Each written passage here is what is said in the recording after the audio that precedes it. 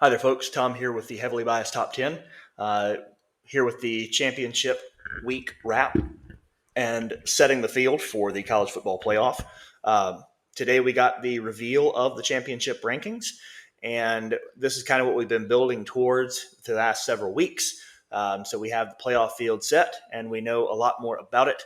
We'll do individual capsules of these as the games come a little bit closer. But let's go ahead and tell you what's coming up in this episode and work our way through it. All right, so we nailed it.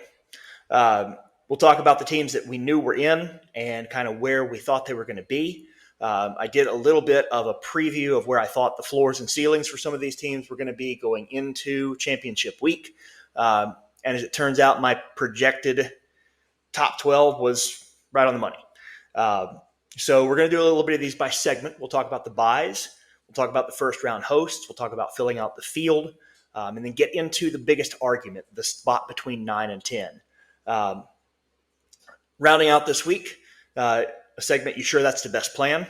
And then we'll talk a little bit about what the upcoming games are. As I said, we'll capsule them later, but just to kind of let you know what that playoff field is. Let's go ahead and jump on in. All right, the buys. We knew coming in that the number one seed was going to go to the winner of the Big Ten, the only conference with two undefeated teams playing for the championship. And really, that game was as vanilla as I expected. Nothing really exciting happening in it. Okay, Indiana won. That's great for them. Number one overall seed, it doesn't really change your path that much. It just mattered which bowl game you're going to go to. They're your Big Ten champions on a game where each team missed a field goal. What can you say? Ohio State, you see there, if you're looking at it on the screen, was that really necessary? This is a Big Ten championship game that made no difference. Where you slotted these teams 1 and 2 really didn't have that much of an impact. It might have a little bit of one if we start talking about if 1, 2, 3, and 4 actually make it through this time. Last season, that none of the teams with a bye won that game. So every single one of them that encountered, every home team won. And then after the home teams won, those home teams all went on the road or went to the bowl games and won them.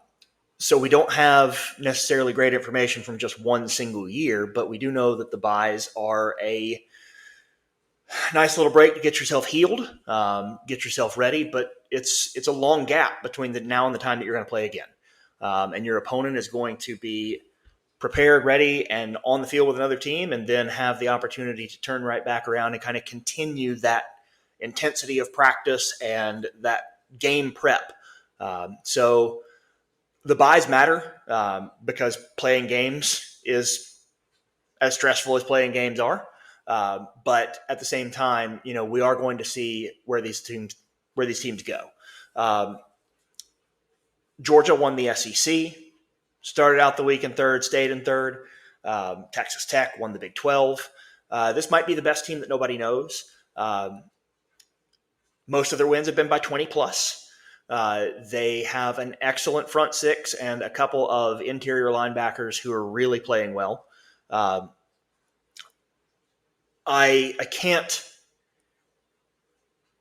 both give them enough credit for what they did with BYU and give the game enough credit on its own merit at the same time. Because BYU, you're playing a guy that's, it's a freshman quarterback who's done great for you all year. But at the same time, he's injured in the first drive and is clearly not the same player the rest of the game. And so the game planning for that kind of went out the window. All the credit that goes to Texas Tech there is worth going to Texas Tech. They, while this game is still close, an incredible catch in the corner of the end zone, great throw, great athletic play.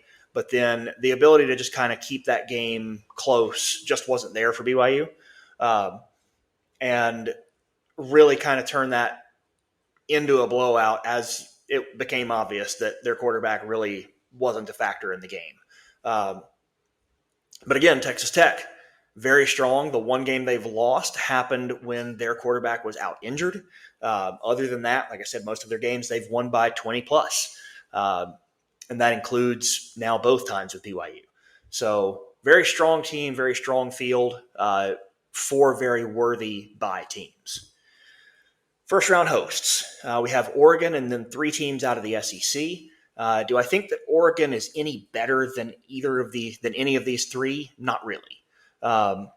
Oklahoma, you've got 2 losses there. That's your top 2-loss team at number 8. Texas A&M, Oregon, Ole Miss all play such very similar schedules this year. And we've talked a lot about the problem with mega conferences. All 3 kind of played the downside of their conferences overall. Texas A&M, had it been a multi-team tie, would not have played in the SEC championship game.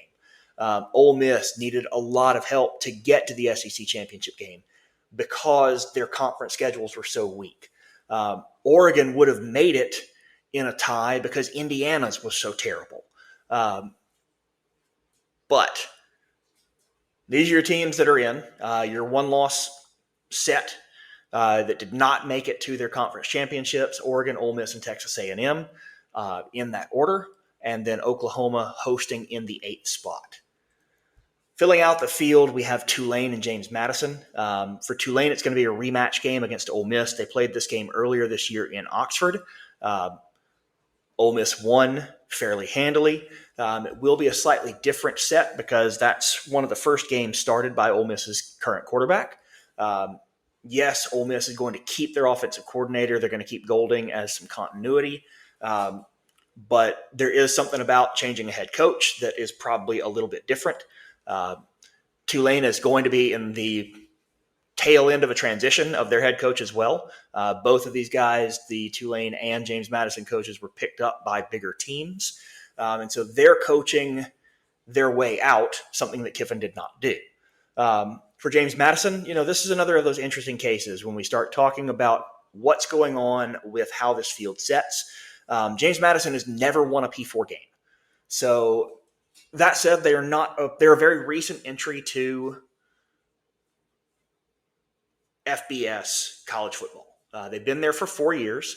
They've done very well. I think there's something like 40-10. It's a pretty impressive record that they've rolled up. But not one of those wins has been against a Power 4 team. They've run pretty well against the teams that are in their conference there in the Sun Belt. They've made the transition very well, and they have looked very good in the games that they're playing. No Power 4 wins ever. And now they're going to play at Oregon. We'll talk a little bit more about this in a minute. The biggest argument wasn't rounding out the field in the 11 and 12 spots, because those 2 are both automatic qualifiers. Both these teams ranked in the 20s coming into the week. The biggest argument then was at 9 and 10, because you were relatively safe through about the 8th spot. Even if BYU had won the game there in the Big 12 and squeezed an extra spot out of this thing, and if Virginia had won the game in the ACC and squeezed an extra spot out of this thing, you were still relatively healthy if you were in the top 8, and you knew that your position was pretty much secure. You knew that a couple teams were coming in from outside of that field because of the position of Virginia, because of the position of BYU if they were to have won, because of the 2 G5 schools that wound up winning, and because of just kind of the fact that you had a ACC matchup that featured a 17th ranked Virginia against a 5-loss Duke. That meant that the 9 and 10 spot is looking at a big block of teams with somewhat similar merit, and trying to decide who's in. Going into the week, you had Alabama ahead of Notre Dame, followed by BYU, then Miami, Texas over Vanderbilt, and then Virginia away back from them. But it's that block of 7 that really are the big argument coming in. The separating factor here is that 3 of these played in their conference championship game. Alabama, BYU, and Virginia. Now, all 3 of those lost. Virginia, somewhat closer, but they were outside of the field to begin with. Lost to a ACC champion that's 8-5, and so they weren't any part of the argument at the end of the day. And so that brings you to Texas and Vanderbilt, who we're going to eliminate by the virtue that they are behind the others coming in. They're not getting an extra data point. There's not really a spot for them to move to. I would argue that Texas has merit for saying that they're one of the best 12. Vandy wanted to try and play a game against anybody anywhere. Their plan was to pack bags, go to Hawaii, and play anybody who would get on the field with them to get an extra data point, because the rules allow you to play an extra game if you play a game in Hawaii. Couldn't quite get it slapped together, but they were willing to push for an extra data point just so that you'd have another game to measure them with. Didn't happen. They were going to stay behind Texas. That whole mess was never going to work its way into the field. So now you're kind of cut down to a few teams. You're looking at Alabama, a 10-win team going into the weekend 10-2, BYU, an 11-win team going into the weekend 11-1, both playing for their conference championship games. Miami excluded from the ACC championship game, where again we had a 17th ranked team versus an unranked. And then Notre Dame, who had been ahead of Miami, moved behind Alabama in the last week, and kind of sandwiched in between was BYU. And so the big controversy that you have go through is what happens to all of these teams when the extra data point is a loss. Well, they're all different. Virginia's loss, let's talk about that one first. It's the easiest. They're the furthest outside of the field. It's pretty obvious what's going to happen. The ACC, if they get a team, is going to have to get it at large. And so Virginia out of the mix. We've eliminated the bottom 3 from them as you see them on the screen. BYU was already out of the field. They were in a position where they were not in the playoff field because you were going to have to move 2 teams in. Their data point is allowing you to have them removed or moved back from the way that was sandwiched Notre Dame, BYU, Miami. That puts Miami and Notre Dame against one another directly in comparison, and Miami won that game on the field. That game has to matter, and so the head-to-head has to take over. What do you do with an Alabama that played an SEC championship? Again, this is a hard question to answer. That's an ugly game. There's no denying it, and that's coming from somebody that's an Alabama fan and graduate. That was an ugly game. When you look at it really closely, how ugly was it? -3 rushing yards, pretty terrible. Mostly based on sacks because, they're not really getting the ground game going. It's just not there. A couple of bad instances of missing receivers, of backs dropping the ball because that's not necessarily their specialty. But any of those individually are not that bad. Where the game becomes a lot more one-sided than it might otherwise be is just kind of how the things fall. You've got a block punt, something that hadn't happened all year. And this is Georgia's, I believe, second blocked punt of the season. They blocked one in their first game. Blocked one in their Marshall game, which I believe was first, and then blocked one here in the SEC championship. So I think that's their second blocked kick of the year. That sets them up on a short field. Touchdown, Georgia. You get an interception on a tipped pass down the middle. The pass is off target. It just is. And one of the biggest knocks on Alabama that I've had all season is that they don't have a great vertical passing game. Simpson, for as accurate as he can be when he is playing well and driving the ball downfield, is great at moving the ball in the middle. His outside of the field throws and his long throws down the field leave something to be desired. He threw a little bit behind his receiver down the middle. The ball got tipped. Defender made a great play and interception. Short field. Georgia touchdown.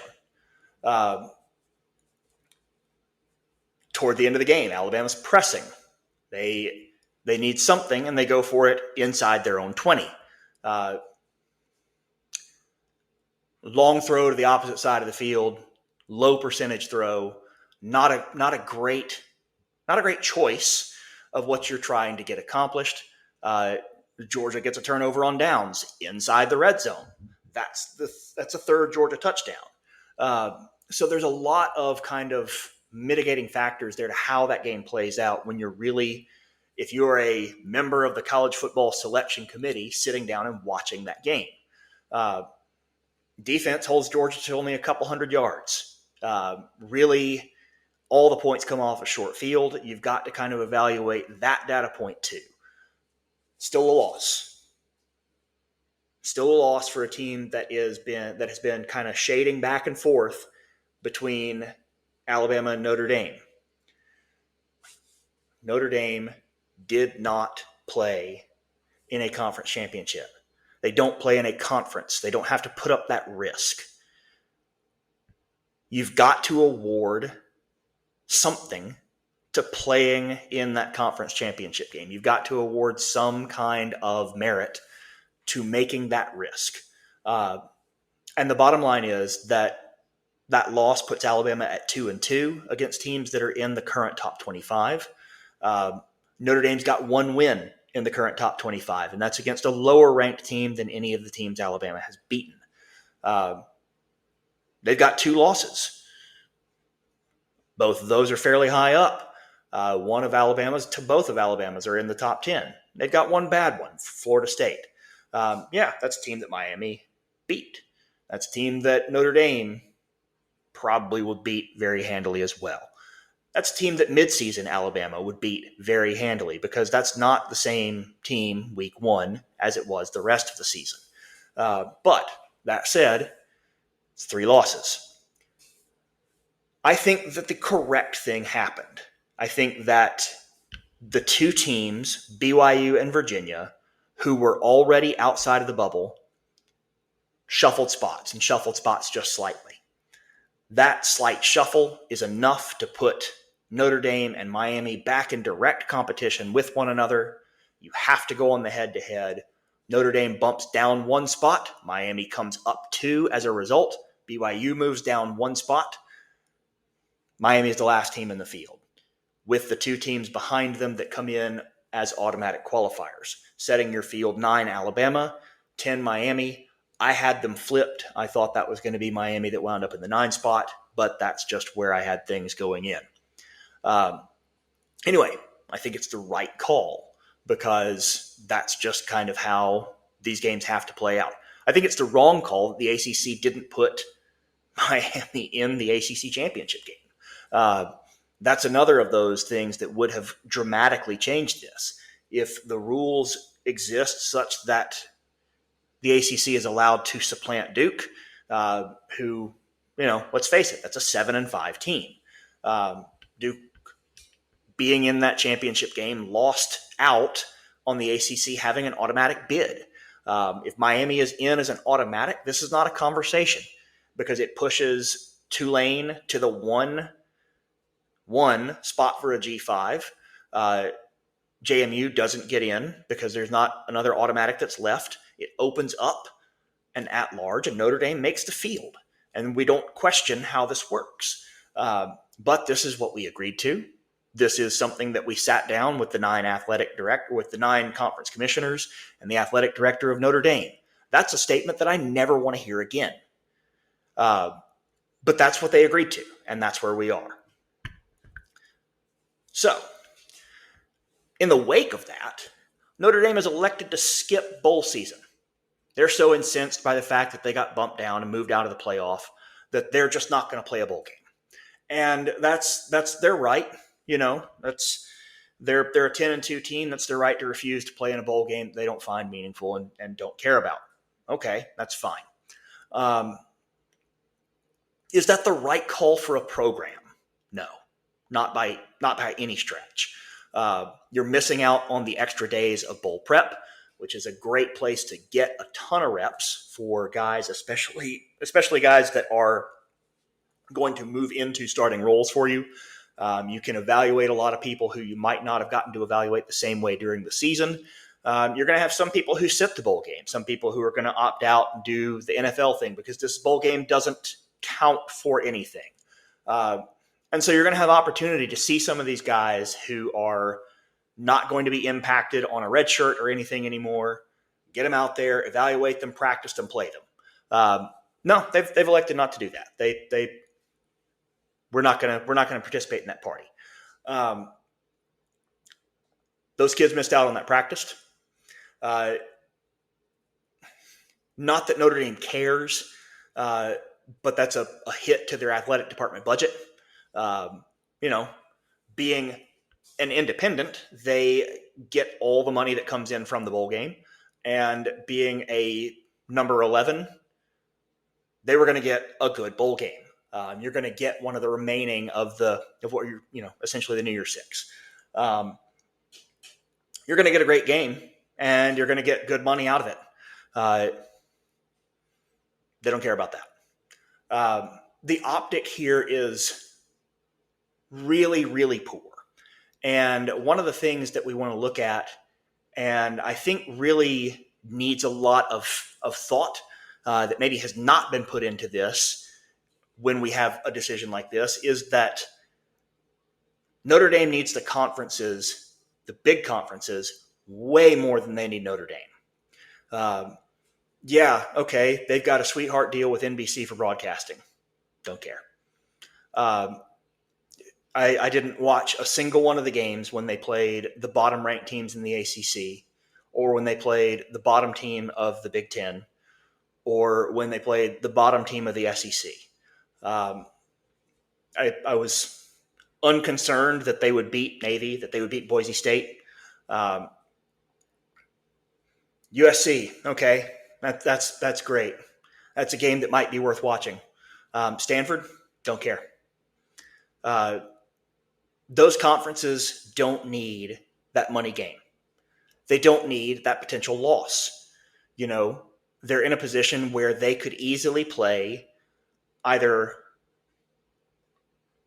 play an FCS game that's going to count as a win for them on their sheet and is going to leverage them into a better position with playoffs.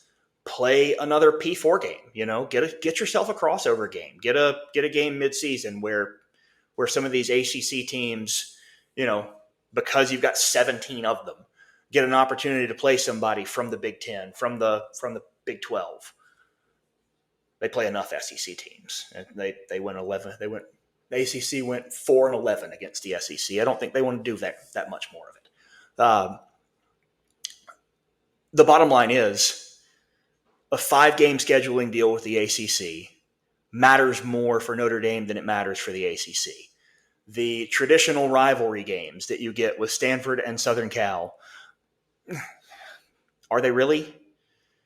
I think at this point, USC probably cares a lot more about how they do in the Big Ten, how they do in their conference, than what goes on with that game. Pitt told you outright before that game, they did not care what the outcome of that game was, because they were focused on trying to beat Miami the next week, something they didn't do, but they were focused on trying to beat Miami the next week and did not care what happened to the game against Notre Dame. It's not a part of their conference. It's a meaningless game.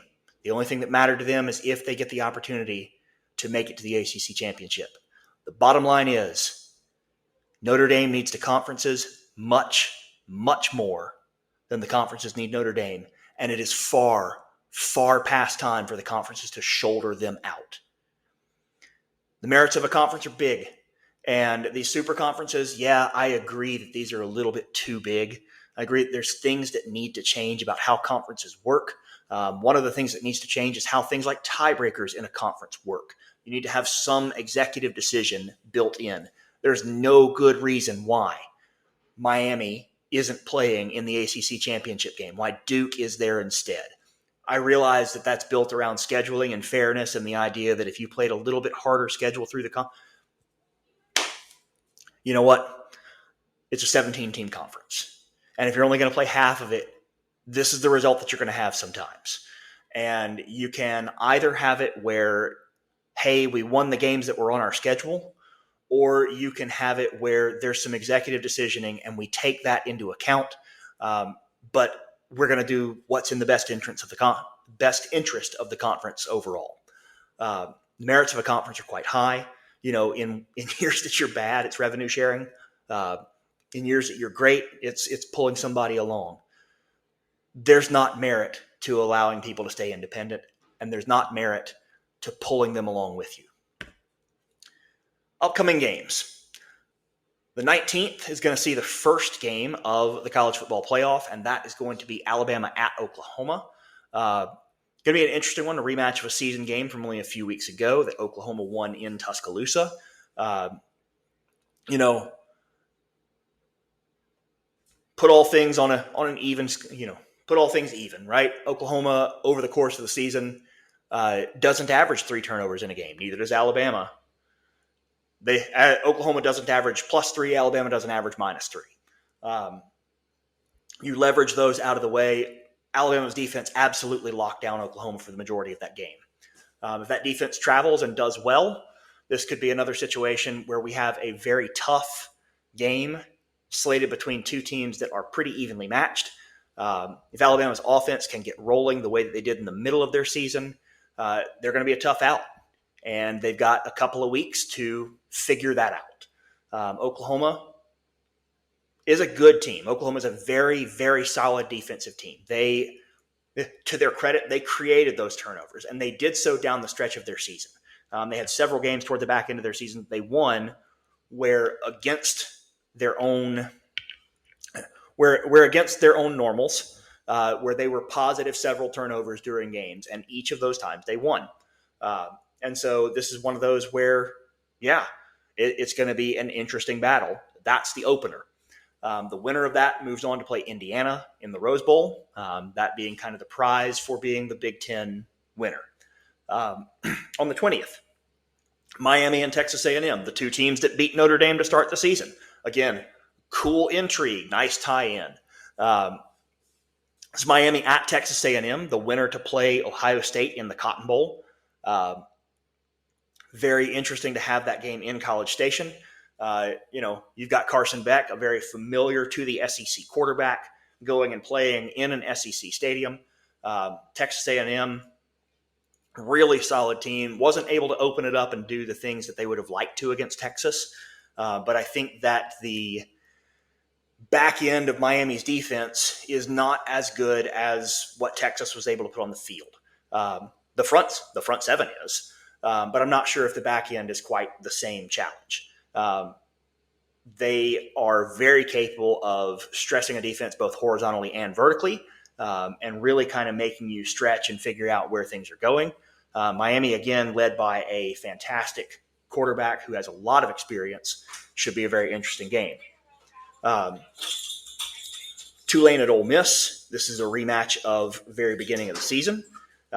Winner to play Georgia in the Sugar Bowl. So, you've got another of these games with high intrigue where you're playing in an early season game.